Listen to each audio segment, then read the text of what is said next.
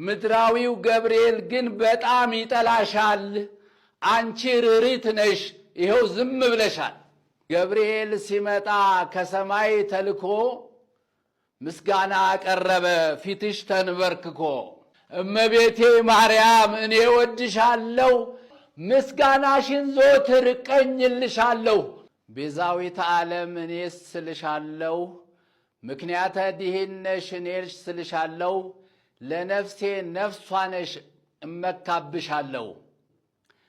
ቤዛ አብርሃም ሲባል ተቃውሞ አልገጠመው፣ ቤዛ ሙሴ ሲባል ተቃውሞ አልገጠመው። ለድንግል ሲሆን ግን ምነው ዓለም ጨነቀው? በእርግጥ እናውቃለን፣ ትንቢትም ተነግሯል፣ የእባቡን ራስ የሚቀጠቅጠው ልጇ ነው ተብሏል። ስለዚህ አይወዳትም አውሬው ማርያምን፣ ዝም ብሎ ይደክማል ላይቀንስ ክብሯን። አውሬው ተሰጥቶታል የሚሳደብ አፍ፣ እየተሯሯጠ ሰውን የሚለክፍ። አንዴ ሲያሰድዳት አንዴ ሲያስጠማት፣ ምንም አላለችም ድንግሌኛ እናት። ዛሬም አልተዋትም የአዳም ጠላት፣ ዛሬም አልተዋትም የአዳም ጠላት። ዓለም እንደው ድኗል በኢየሱስ ሞት፣ እሷም ትባላለች ምክንያተ ድኅነት። ምድራዊው ገብርኤል ግን በጣም ይጠላሻል።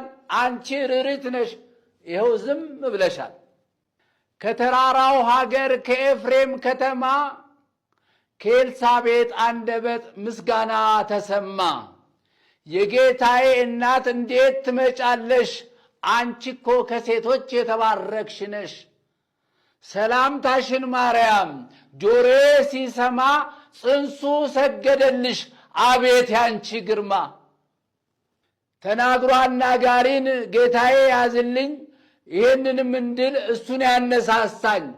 እንዳመሰግናት ምስጢር ግለጥልኝ። ምድራዊው ገብርኤል ግን ከልቡ ይጠላሻል። አንቺ ርሪት ነሽ፣ ይኸው ዝም ብለሻል። የሰማዩ ገብርኤል ያመሰግንሻል፣ የሰማዩ መልአክ በጣም ይወድሻል። እመቤቴ ማርያም እኔ ወድሻለሁ፣ ምስጋናሽን ዘወትር እቀኝልሻለሁ።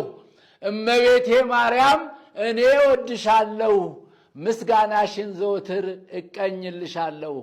እመቤቴ ማርያም እኔ ወድሻለሁ፣ ምስጋናሽን ዘወትር እቀኝልሻለሁ።